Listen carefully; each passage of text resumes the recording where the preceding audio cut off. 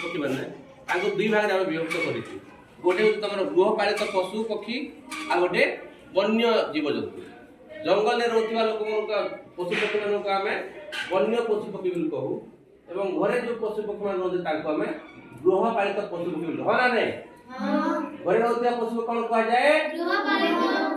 ଆଉ ଜଙ୍ଗଲରେ ରହୁଥିବା ପଶୁପକ୍ଷୀ ମାନଙ୍କୁ ବନ୍ୟ ପଶୁପକ୍ଷୀ କୁହାଯାଏ। ଏମିତି କିଛି ପଶୁପକ୍ଷୀ ଅଛନ୍ତି ଯୋଉମାନେ କି ଜଙ୍ଗଲରେ ବି ରୁହନ୍ତି ଘରେ ବି ରୁହନ୍ତି। ସେମାନେ କିଏ? ଜଙ୍ଗଲରେ ବି ରହୁଥିବେ ଘରେ ବି ରହୁଥିବେ।